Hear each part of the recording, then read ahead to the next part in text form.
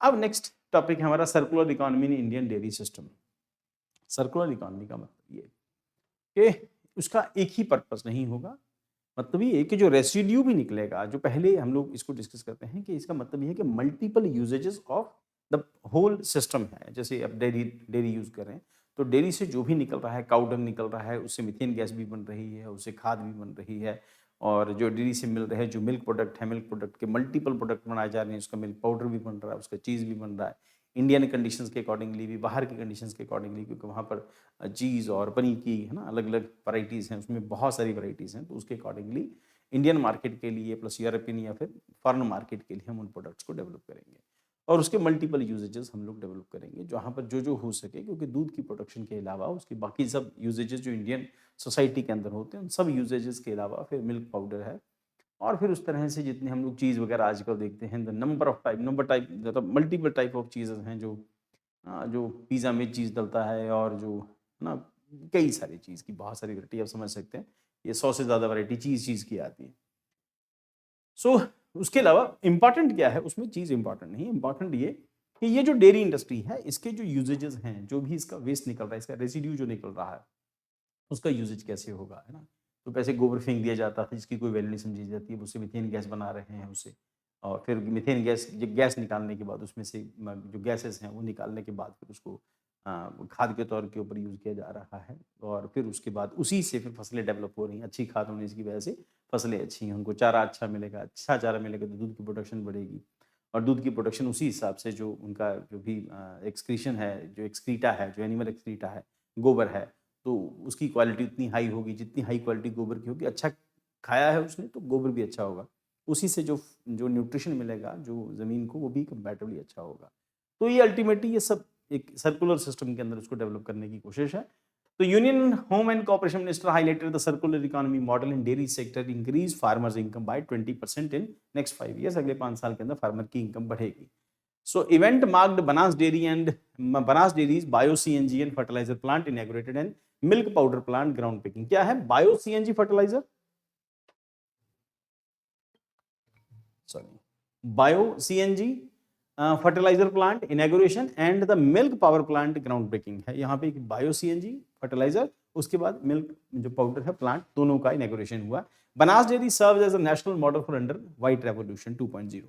तो मीनिंग क्या है, shift from take make and dispose. अब यहाँ पर जो टर्म है ये टेक मेक एंड डिस्पोज, जो हम लोग पहले से करते आए थे, दूध निकाला, उसका जो बनाना था बनाया, उसके बाद डिस्पोज कर दिया। उससे क्या कर रहे हैं हम लोग, अभी चेंज करें, reuse, repair and refurbish, recycle to eliminate waste and regenerates natural system.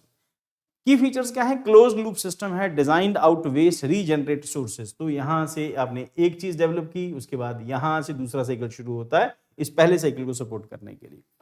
Contrast to linear model, minimize resources consumption and disposal, including sharing, include sharing, leasing, manufacturing, remanufacturing and recycling. India's initiative vehicle scrapping policy जैसे India ने शुरू किया, उसके बाद mission life है, bio CNG fertiliser plant, स्वच्छ Bharat resources efficiency programme. तो ये सारे प्रोग्राम गवर्नमेंट ऑफ इंडिया चला रही है, उसी के साथ इसको हम लोग कंसिडर करते हैं। सी मॉडल इन डेयरी सर्कुलर इकोनॉमी मॉडल क्या कहता है, focus on resource efficiency, resource efficiency के ऊपर फोकस करना है, वेस्ट टू वेल्थ में कन्वर्ट करना है, इनकम को एनहेंस करना है, एंड रूरल लाइवलीहुड को इंक्रीज करना। अब उसका एक बड़ा एग्जांपल आप एग्रीकल्चर सेक्टर में देखो कि पहले एग्रीकल्चर सेक्टर जिस पराली को जला देते थे, जो रेसिड्यू बच जाता था खेत में फसल निकालने के बाद जो बच गया उसको जला देते थे। अब क्या प्रोसेस है, अब क्या कॉन्सेप्ट है, अब उसको जलाना नहीं है, वो जो रेसिड्यू है उसको फैक्ट्री को दे दो, उससे इथेनॉल बनेगा। ठीक, आज कुछ इथेनॉल को लेके राजस्थान में हनुमानगढ़ में कुछ हंगामा भी हुआ, तो उससे इथेनॉल बनेगा। इथेनॉल से क्या होगा, फार्मर की इनकम बढ़ेगी, फार्मर की इनकम बढ़ेगी, उसके साथ साथ गवर्नमेंट क्या करेगी, उस इथेनॉल को ब्लेंडिंग कर देगी पेट्रोल के साथ, तो इन्वायरमेंट भी सेफ रहेगा, ब्लेंडिंग भी हो जाएगी, जो इन्वायरमेंटल नॉर्म्स है वो भी फुलफिल हो जाएंगे, फार्मर की भी इनकम बढ़ गई, पोल्यूशन भी नहीं हुआ, पराली के जलने से जो पोल्यूशन होता है वो भी नहीं हुआ। तो कई सारी जगहों पर उसका बेनिफिट होगा। उसी तरह से एग्रीकल्चर इंडस्ट्री के अंदर, डेयरी इंडस्ट्री के अंदर हो रहा है। वेस्ट टू वेल्थ में क्या होगा, काउडंग को कन्वर्ट करेंगे किसमें, bio CNG and bio fertilizer के अंदर, एडिशनल फार्म इनकम होगी, उसके बाद एनर्जी सिक्योरिटी होगी, सॉइल हेल्थ इंप्रूव होएगा, जिसको मैंने कहा कि अच्छा अगर अच्छा खाद खाएगा, जो एनिमल है गाय पशु जो भी अच्छा खाना खाएंगे, तो उनसे निकलने वाला जो गोबर होगा, जो एक्रीटा होगा, वो भी कंपैरेटिवली फाइन क्वालिटी का होगा, और गैस जो भी है उससे निकलने के बाद मीथेन जो है इंडिया में बॉदर नहीं किया जाता, जो भी चीजें सड़ती हैं ना, डीकम्पोज होती है, उसमें से मीथेन निकलता है। और मीथेन जो है that is green house gas है, सबसे बड़ा रोल ग्रीन हाउस में मीथेन का रहता है।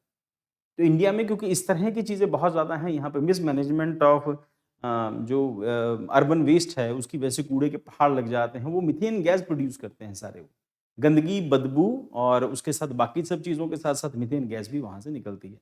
तो बेटर है उस मीथेन गैस को एनर्जी में यूज करें, बायो फर्टिलाइजर्स बनाएं, उसको सॉरी उसकी जो गैस का जो मल्टीपल यूजेजेस हैं तो उन यूजेजेस को डेवलप किया जा सके। देन उसके बाद जैसे bio CNG and bio fertilizer, ये दोनों काम, bio CNG and bio fertilizer. तो milk powder, nutraceuticals, speciality cheese for global market, वही जिसको मैंने कहा nutra speciality cheese for global market, support MSME growth and rural supply chains, and leather from the naturally diseased and cattle, ethical use with the regulated cooperative system। तो जो जानवर मर जाते हैं उनके लेदर को फिर यूज किया जा सकता है। Next, Banas dairy national model क्या था, एशियाज लार्जेस्ट डेयरी कोऑपरेटिव है विद 24,000 करोड़ एनुअल टर्नओवर है, इसकी इंटीग्रेटेड सर्कुलर सिस्टम है, बायो सीएनजी खुद बनाते हैं, ऑर्गेनिक फर्टिलाइजर बनाएंगे, माइक्रो मिल्क प्रोसेसिंग होगी, मिल्क पाउडर प्लांट है यहाँ पे। उसके बाद कैपेसिटी बिल्डिंग के अंदर MPs and cooperative leaders invited to study the replicate and model nationally, पूरी इंडिया के अंदर इसको मॉडल को रेप्लिकेट करो। गवर्नमेंट इंटरवेंशंस क्या है, कोऑपरेटिव स्ट्रेंथनिंग है, 3 agriculture plus 3 dairy cooperative created under the ministry of cooperation, technical financial and technical support, affordable finance, advance technology available कराएंगे, इंस्टीट्यूशनल बैकिंग होगी, अगर ये सब कुछ होगा तो ग्रो करेगी industry. Alignment with the national goals, white revolution 2.0, doubling farmers income, जो इसका बेसिक टारगेट है, ये फार्मर की इनकम डबल करना है, आत्मनिर्भर भारत डेवलप करना है, उसके बाद सर्कुलर इकोनॉमी मिशन को कंप्लीट करना है ताकि वेस्ट कुछ नहीं जाए, सब कुछ यूज हो। तो वही सस्टेनेबल डेवलपमेंट गोल्स भी हैं, एसडीजीज भी वही है। देन वुमेन रोल क्या होगा, वुमेन डेयरी फार्मर्स शो एंटरप्रेन्योरशिप्स, क्योंकि औरतें ही कर सकती हैं, एंड फाइनेंशियल इंक्लूजन उनको किया जाएगा, income directly credited to the bank accounts, women led development and empowerment होगा इससे। चैलेंजेस इन वे फॉरवर्ड क्या है, टेक्नोलॉजिकल रेडीनेस इंपॉर्टेंट है, small dairies need access to the biogas plant and modern processing,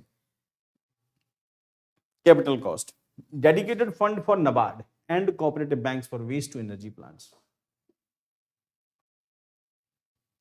good evening बेटा। So training and skill development, farmers need capacity building and waste management, value addition and organic fertilizers, market and export linkages, APEDA, promotion for niche global dairy products, logistic and cold chain strengthen, women-led cooperatives and PPP and FPO interventions, leather regulations, ethical and legal compile needed. Conclusion, circular economy in dairy market transformational shift under the white revolution 2.0, sustainable and rural prosperity, Banas Dairy shows scalable, inclusive and environmental sustainability growth।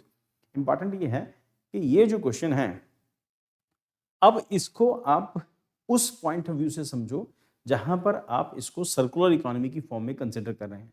अब इसी chapter को, ये जो circular economy है, इसी chapter को environment में as it is copy कर दो एनवायरमेंट के अंदर। अब आप एनवायरमेंट के बारे में भी लिख रहे हैं, डेयरी के बारे में भी लिख रहे हैं, इसका मतलब आप इकोनॉमी के बारे में भी लिख रहे हैं। इट मींस ये जो सेक्शन है, ये जो हम यूज कर रहे हैं, ये आपकी इकोनॉमी को भी बेटर करेगी, आपकी एनवायरमेंट को भी बेटर करेगी, आपकी ज्योग्राफी की नॉलेज को भी बेटर करेगी। अगर आपने इसको रेफरेंस दे दिया बनास डेयरी प्रोडक्ट का, उसके बाद आपने ये मेंशन कर दिया ये जो हमने डिस्कस किया, तो अल्टीमेटली ये सर्कुलर इकोनॉमी का ये जो कॉन्सेप्ट है, ये आप कई सारी जगहों पर अप्लाई कर सकते हैं। अल्टीमेटली यूपीएससी में क्वेश्चन के अंदर हिट होने के लिए आपको एक पॉइंट ही तो एक्स्ट्रा चाहिए होता है ना, तो that is one point which can enhance the level of your answer. Then उसके बाद help boost farmers income, reduce environmental impact and promote India's global dairy leaders. Next, UPSC prelim के लिए which of the following are examples of circular economy initiatives in India's dairy sector. क्या क्या हो सकता है, cattle dung bio CNG fertiliser, milk powder and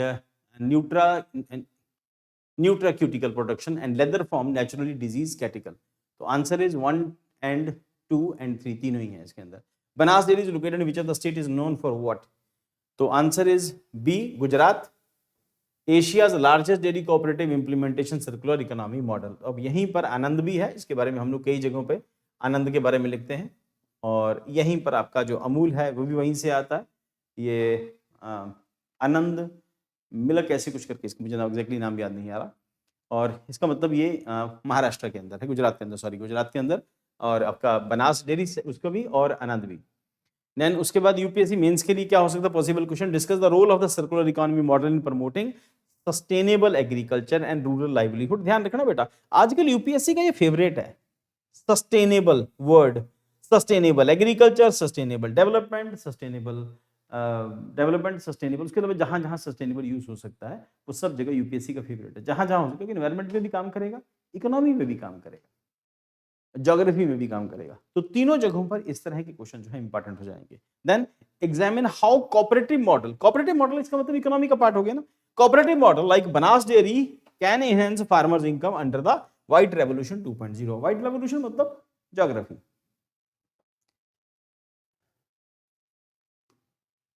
answer writing के अंदर introduction है, define circular economy, highlight need of the dairy sector. अब ये कि आपको सर्कुलर इकोनॉमी क्या है और डेयरी सेक्टर की नीड्स क्या है। बॉडी के अंदर क्या लिखेंगे, waste to wealth initiative, bio CNG fertilizer, produce diversification and global market opportunities, role of women and cooperative model Banas dairy, government support and policy alignment, जिसको हम लोगों ने डिस्कस किया, गवर्नमेंट सपोर्ट पॉलिसी अलाइनमेंट। इसके साथ साथ आप एक और एंगल ऐड कर सकते हैं, दैट इज वुमेन एम्पावरमेंट, है ना, वुमेन एम्पावरमेंट, आप इसको भी ऐड कर लो साथ में, ठीक। और फिर और चीजें जो हैं वो सब जो हो सकता है इकोनॉमी के पॉइंट ऑफ व्यू से कुछ चीजों को ऐड कर सकते हैं।